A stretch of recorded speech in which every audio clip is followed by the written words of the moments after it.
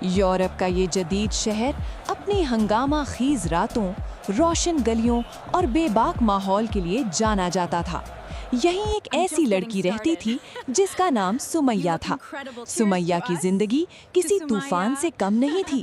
اس کا اٹھنا بیٹھنا اپنے فیشن پرست دوستوں کے ساتھ تھا، جن کے ساتھ وہ یورپ کی نئی نئی اور پرکشش جگہوں پر گھومتی، کانوں میں ایئر فونز لگائے اونچی آواز میں میوزک سنتی اور ڈسکو کلبز میں دوستوں کے ساتھ جھومتی تھی۔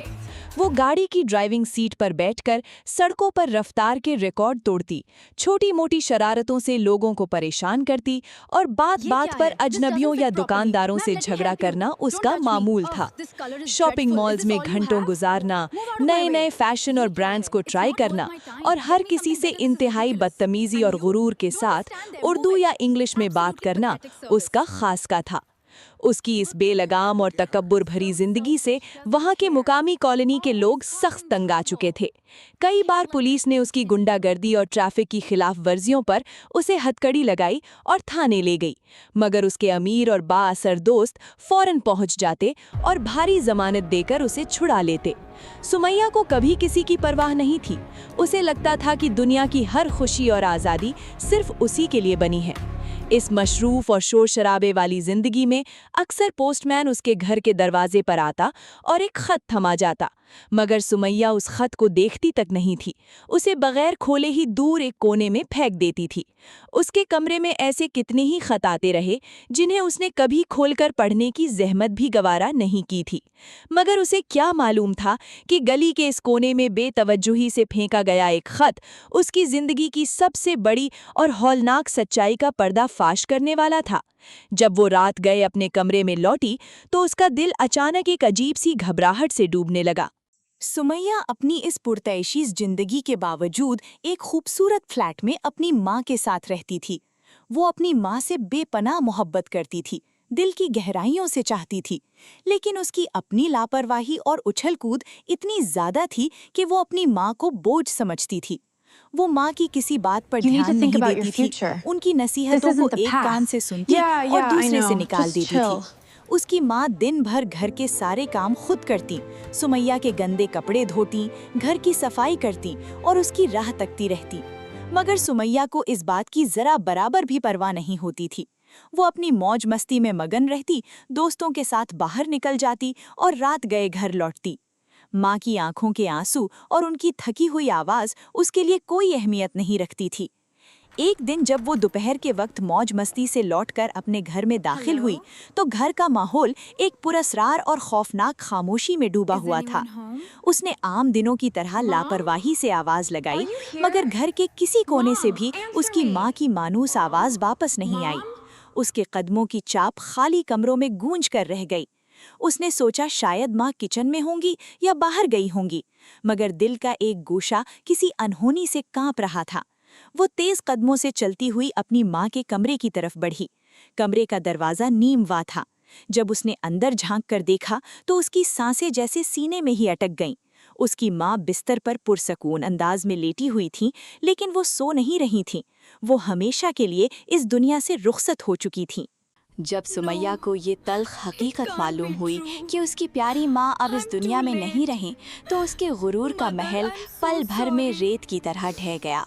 وہ دھاڑے مار کر روئی، بستر سے لپٹ گئی اور زور زور سے چلائی، مگر اب لوٹ کر آنے والی آوازوں میں ماں کا وہ پیار بھرا دلاسا شامل نہیں تھا۔ اس حادثے کے بعد سمیہ نے خود کو دنیا سے بالکل الگ کر لیا۔ اس نے اپنے گھر کے دروازے اور کھڑکیوں کے پردے ہمیشہ کے لیے بند کر لیے۔ وہ نہ گھر سے باہر قدم رکھتی تھی، نہ کسی دوست کا فون اٹھاتی تھی اور نہ ہی کسی سے ایک لفظ بولتی تھی۔ اس کے وہ تمام دوست جو کبھی اس کی محفلوں کی جان ہوا کرتے تھے، اب اس کے بند دروازے کے باہر سے واپس لوٹ جاتے تھے۔ وقت گزرتا گیا اور اس طرح ایک پورا مہینہ گزر گیا۔ اس ایک ماہ کے دوران سمیہ نے ایک لمحہ بھی چین سے نہیں گزارا۔ وہ دن رات اپنی ماں کی یاد میں سسکتی رہتی۔ گھر کا وہ کونا جہاں وہ خط پھینکتی تھی اب اس کے لیے عذاب بن چکا تھا۔ اسی دوران اس کی نظر ان پرانے خطوں پر پڑی جو اس نے کبھی کھولے بھی نہیں تھے۔ اس نے کانپتے ہوئے ہاتھوں سے ان میں سے ایک خط اٹھایا اور کھولا۔ جیسے ہی اس نے خط کی تحریر پر نظر ڈالی، اس کے ہوش اڑ گئے۔ وہ خط کسی اور کا نہیں بلکہ اس کی ماں کا تھا، جو انہوں نے اپنی زندگی میں لکھے تھے، جن میں ایک ایسے راز کا ذکر تھا جس سے سمیہ اب تک بالکل بے خبر تھی۔ اس خط کے الفاظ اس کے دل میں خنجر کی طرح پیوست ہو گئے اور اسے احساس ہوا کہ اس نے اپنی ماں کو سمجھنے میں کتنی بڑی بھول کی تھی۔ 1 مہینے کی شدید ذہنی اذیت اور تنہائی کے بعد سمیہ نے ہمت جمع کی اور گھر سے باہر قدم نکالا۔ یورپ کے ایک پرسکون اور ویران قبرستان میں اس کی ماں کی قبر بنی ہوئی تھی۔ آسمان پر سیاہ بادل چھائے ہوئے تھے اور ٹھنڈی ہوا چل رہی تھی۔ سمیہ اپنی ماں کی قبر کی مٹی پر سر رکھ کر پھوٹ پھوٹ کر رونے لگی۔ اس کی سسکیاں قبرستان کی خاموشی کو چیر رہی تھیں۔ وہ اپنے ماضی کو یاد کر کے اندر سے ٹوٹ چکی تھی کہ کیسے وہ اپنی ماں کو ستاتی تھی، ان کی نافرمانی کرتی تھی اور ان کے پیار کو ٹھکراتی تھی۔ قبر پر بیٹھے بیٹھے اسے اپنی ماں کے وہ الفاظ شدت سے یاد آنے لگے جو انہوں نے اپنی زندگی میں کہے تھے۔ سمیہ میری بچی، نورستان کے اس برف پوش اور خوبصورت علاقے میں تمہاری ایک چھوٹی بہن رہتی ہے۔ کبھی وقت ملے تو اس سے ملنے ضرور جانا، وہ اکیلی ہے۔ اس وقت سمیہ کو اپنی ماں کی وہ نصیحت کسی الہامی آواز کی طرح محسوس ہوئی۔ اس نے اپنے دونوں ہاتھ قبر کی مٹی پر رکھے، آنسوؤں سے بھیگی ہوئی آنکھوں سے آسمان کی طرف دیکھا اور سسکتے ہوئے خود سے وعدہ کیا۔ اس نے کہا کہ اے میری پیاری ماں، میں نے زندگی بھر آپ کی ایک بات نہیں مانی، آپ کو ہمیشہ دکھ دیا، آپ کی قدر نہیں کی، لیکن آج آپ کی اس قبر پر بیٹھ کر میں یہ عہد کرتی ہوں کہ میں آپ کی یہ آخری بات ضرور مانوں گی اور اپنی اس بچھڑی ہوئی بہن کو ڈھونڈنے کے لیے اس خطرناک راستے پر ضرور جاؤں گی۔ اس کے دل میں اب کسی اور چیز کی چاہت نہیں تھی، صرف ایک ہی مقصد تھا، اپنی بہن کو بچانا اور ماں کے ارمان کو پورا کرنا۔ یورپ کی رنگین فضاؤں سے بہت دور، دنیا کی نظروں سے اوجھل پہاڑوں کے دامن میں بسی ایک سحر انگیز اور برف پوش ریاست تھی جس کا نام نورستان تھا۔ اس ریاست کی فضاؤں میں ہمیشہ برف کے گالے رقص کرتے رہتے تھے۔ نورستان کے تخت پر ایک جری اور انصاف پسند بادشاہ براجمان تھا جن کا نام کنگ جمال تھا۔ کنگ جمال نے اپنی زندگی میں ایک بار یورپ کا دورہ کیا تھا جہاں ان کی ملاقات سمیہ کی ماں سے ہوئی تھی اور دونوں نے محبت کی ایک انکہی داستان رقم کی تھی۔ اسی تعلق سے کنگ جمال کی ایک بیٹی نورستان میں موجود تھی جس کا نام رقیہ تھا۔ رقیہ ایک بے حد معصوم، نرم دل اور سراپا محبت لڑکی تھی جو برف سے ڈھکی اس ریاست کی سادگی میں پلی بڑھی تھی۔ وہ ہمیشہ اپنے والد سے پیار پاتی تھی اور اپنی اس بہن کو یاد کرتی تھی جو یورپ میں اپنی ماں کے ساتھ رہتی تھی۔ رقیہ اکثر یورپ میں موجود سمیہ کو خط لکھتی تھی، مگر سمیہ کے غرور نے کبھی ان خطوں کو کھول کر دیکھنے کی توفیق نہیں دی تھی۔ کچھ ہی عرصے بعد ریاست نورستان پر ایک ایسا پہاڑ ٹوٹ پڑا جس نے سب کچھ بدل ڈالا۔ اچانک ایک شدید بیماری اور سازش کے تحت کنگ جمال کی پراسرار موت واقع ہو گئی۔ بادشاہ کی موت کے بعد پورے محل میں کوہرام مچ گیا۔ کنگ جمال کے جانے کے بعد ریاست کا وہ طاقتور اور پرامن تخت خالی ہو گیا اور اس خلا کو پر کرنے کے لیے اقتدار کے پجاری آگے بڑھائے۔ جیسے ہی بادشاہ کا جنازہ اٹھا، اس کے فوراً بعد ان کا مکار اور سفاک بھائی ناصر محل میں داخل ہوا اور زبردستی جا کر تخت پر قابض ہو گیا۔ ناصر کے ساتھ اس کی مکار بیوی زینت بھی تھی جو زہر سے زیادہ زہریلی اور عقل سے عیار تھی۔ ان دونوں کے قدموں کے تخت پر آتے ہی نورستان کی معصوم فضا میں ظلم اور بربری کے کالے بادل منڈلانے لگے۔ کنگ جمال کی موت کے بعد شہزادی رقیہ کی زندگی کسی عذاب سے کم نہیں رہی تھی۔ چچا ناصر اور اس کی ظالم بیوی زینت نے محل کے تمام دروازے اس معصوم کے لیے بند کر دیے تھے۔ رقیہ کو اس کے اپنے ہی محل میں ایک قیدی کی طرح رکھا گیا تھا۔ اسے نہ تو پیٹ بھر کر کھانا دیا جاتا تھا اور نہ ہی پہننے کے لیے گرم کپڑے، جبکہ باہر نورستان کی ہڈیوں کو جما دینے والی سردی اپنے عروج پر تھی۔ زینت روزانہ صبح سویرے اٹھ کر رقیہ کو نت نئے طریقوں سے اذیتیں دیتی، اس پر تانوں کی بوچھار کرتی اور اسے اپنے ہی باپ کی یاد میں رونے پر مجبور کرتی تھی۔ ناصر خود بھی رقیہ کو دیکھ کر منہ پھیر لیتا تھا اور اسے اس طرح ذلیل کرتا تھا کہ وہ روتے روتے نڈھال ہو جاتی تھی۔ رقیہ اتنی نرم دل تھی کہ وہ کسی کو پلٹ کر جواب بھی نہیں دے سکتی تھی۔ وہ رات بھر اپنے والد کی تصویر کو سینے سے لگائے سسکتی رہتی اور اپنے کمرے کی کھڑکی سے باہر برف باری کو دیکھ کر اپنی اس بڑی بہن سمیہ کو یاد کرتی تھی جو یورپ میں بستی تھی۔ وہ سوچتی کہ کاش اس کی وہ بہن یہاں ہوتی جو اس کے آنسو پہنچتی اور ان ظالموں کے خلاف ڈھال بن کر کھڑی ہوتی، مگر اسے معلوم تھا کہ سمیہ تو یورپ کی رنگینیوں میں گم ہے اور اس نے کبھی اس کے خط کا جواب تک نہیں دیا تھا۔ رقیہ کے نازک جسم پر ان مظالم کے گہرے زخم پڑ چکے تھے اور وہ روز بروز اندر سے گھٹ رہی تھی۔ اس کا ہر دن درد کی ایک نئی داستان تھا اور ہر رات خوف کے سائے میں گزرتی تھی۔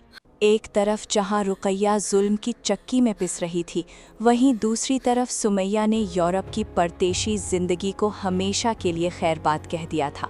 اس نے اپنے فیشن کے تمام کپڑے، دوستوں کے نمبرز اور وہ عیاشیاں پیچھے چھوڑ دی اور اپنی ماں کی آخری خواہش کو پورا کرنے کے لیے نورستان کا طویل اور کٹھن سفر شروع کیا۔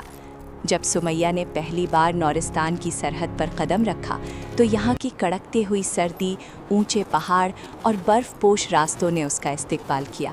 یہ ماحول اس کے لیے بالکل انجان تھا، جہاں نہ کوئی ڈسکو کلب تھا، نہ تیز رفتار گاڑیاں اور نہ ہی اس کے پرانے فیشن پرست دوست۔ یہاں ہر طرف خاموشی اور موت کا سا سکوت تھا۔ سمیہ کے پاس نہ تو کوئی شاہی پروٹوکول تھا اور نہ ہی کوئی ہتھیار، بس اس کے سینے میں اپنی ماں کی محبت اور بہن کی تلاش کا ایک ایسا انگارہ دہک رہا تھا جو کسی بھی طوفان سے نہیں ڈرتا تھا۔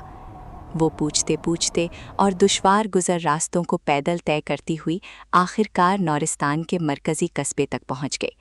اس کے کپڑے سفر کی صوبتوں سے گندے ہو چکے تھے، ہاتھوں اور چہرے پر سردی کے اثرات نمایاں تھے، مگر اس کی آنکھوں میں ایک نئی چمک اور پختہ عزم تھا۔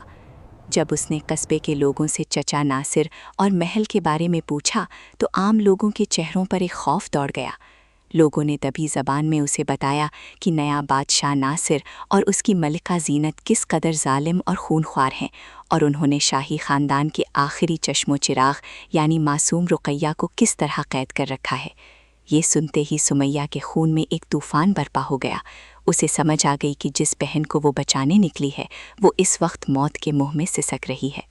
پوری رات کی رازداری اور مقامی عوام کی مدد سے سمیہ نے محل کی پچھلی دیوار پھلنگ لی اور آخرکار اس تہخانے تک پہنچ گئی جہاں رقیہ کو قید کیا گیا تھا۔ جب لوہے کا زنگ آلود دروازہ کھلا تو سامنے ایک ہڈیوں کا ڈھانچہ بنی ہوئی معصوم لڑکی بیٹھی سسک رہی تھی۔ سمیہ نے آگے بڑھ کر اپنی بہن کو گلے سے لگا لیا۔ دونوں بہنوں کی سسکیاں پورے کمرے میں گونج اٹھیں۔ ایک طرف ماں کی جدائی اور پچھتاوے کے آنسو تھے تو دوسری طرف برسوں کی محرومی اور مظلومیت کا درد تھا۔ جب رقیہ کو معلوم ہوا کہ یہ لڑکی کوئی اور نہیں بلکہ اس کی اپنی بڑی بہن سمیہ ہے جو یورپ سے اسے بچانے آئی ہے، تو اس کے رونے کی آواز تھم گئی اور اس کی آنکھوں میں ایک انوکھی طاقت چمک اٹھی۔ سمیہ نے رقیہ کے جسم پر موجود ظلم کے نشانات دیکھے تو اس کا دل غصے سے پھٹنے کو لگا۔ اگلا ہی لمحہ سمیہ نے نورستان کی اس غریب اور مظلوم عوام کو اکٹھا کرنا شروع کیا۔ وہ لڑکی جو کبھی کسی کی بات نہیں سنتی تھی اب گلی گلی جا کر کسانوں، مزدوروں اور عام شہریوں سے ملی۔ اس نے اپنی بہادری، شاندار انگلش اور مقامی لہجے میں ایسی دل کو چھو لینے والی تقریریں کیں کہ عوام کے دلوں میں دہائیوں سے جمع ہوا خوف کافور ہو گیا۔ لوگوں نے دیکھا کہ کنگ جمال کی بڑی بیٹی واپس آ چکی ہے اور وہ ان کے حقوق کی جنگ لڑنے کے لیے تیار ہے۔ سمیہ نے اپنی حکمت عملی اور یورپ کے تجربات کی روشنی میں قصبے کے نوجوانوں کو منظم کیا، خفیہ مورچے بنائے اور محل کے اندرونی غداروں کا سراغ لگانا شروع کیا۔ چچا ناصر اور زینت کو جب اس بغاوت کی خبر ملی تو ان کے پیروں تلے زمین نکل گئی۔ انہوں نے اپنی شاہی فوج کو حکم دیا کہ اس بیرونی لڑکی کو اور رقیہ کو فوراً قتل کر دیا جائے۔ نورستان کا شاہی محل اس وقت ایک میدان جنگ کا منظر پیش کر رہا تھا۔ سمیہ سب سے آگے، ہاتھ میں تلوار تھامے، گھوڑے پر سوار محل کے مرکزی دروازے کے سامنے کھڑی تھی۔ اس کے پیچھے پوری ریاست کا وہ عوام تھا جن کے دلوں میں چچا ناصر کے ظلم کے خلاف آگ جل رہی تھی۔ شاہی فوج نے جب اتنی بڑی تعداد میں عوام کو دیکھا تو ان کے ہتھیاروں کی گرفت ڈھیلی پڑ گئی۔ ناصر اور زینت گھبراہٹ کے مارے محل کے شیشے والے مینار سے باہر کا منظر دیکھ رہے تھے۔ नासिर ने अपने सिपाहियों को हुक्म दिया कि उन पर गोलियां और तीर बरसाए जाएं, मगर आवाम का जोश इस कदर बुलंद था कि उन्होंने चंद ही लम्हों में महल के भारी लकड़ी के दरवाजे तोड़ डाले। सुमैया बिजली की तरह तेजी से महल के अंदर दाखिल हुई। उसके साथ रुकैया भी थी, जिसके चेहरे पर अब खौफ की बजाय एक फतेहाना नूर था।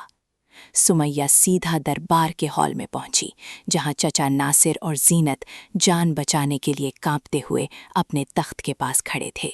जब सुमैया ने तलवार की नोक नासिर के सीने पर रखी तो वो मक्कार बादशाह, जो कभी पूरी रियासत पर राज करता था, घुटनों के बल जमीन पर गिर पड़ा।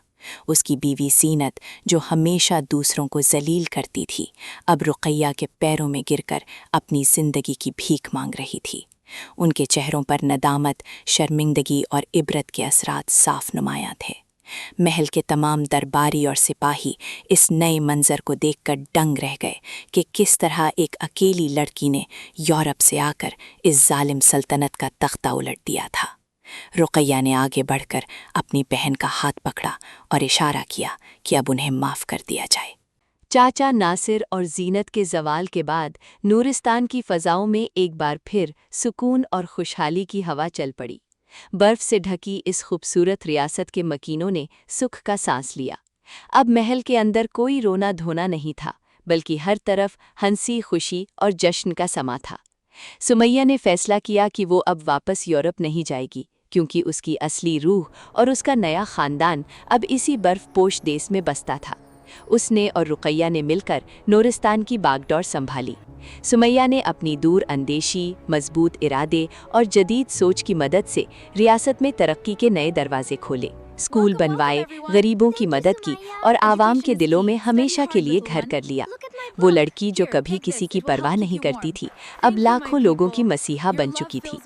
रुकैया के चेहरे पर जो मुस्कुराहट बरसों पहले छिन गई थी, वो अब दुगनी होकर वापस आ चुकी थी।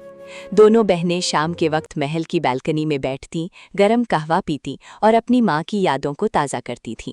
उन्हें यकीन था कि जहाँ कहीं भी उनकी माँ की रूह होगी, वो अपनी दोनों बेटियों को इस तरह साथ देखकर फ़ख्र महसूस कर रही होगी। सुमैया ने अपनी ज़िंदगी का सबसे बड़ा सबक सीख लिया था कि तकब्बुर और लापरवाही इंसान को तन्हा कर देती है, जबकि अपनों का साथ और कुर्बानी ही असल ज़िंदगी है। नूरिस्तान की वादियों में अब हर तरफ अमन का गीत गाया जाता था और दोनों बहनें एक दूसरे का सहारा बनकर हंसी खुशी अपनी सल्तनत को संभालने लगीं।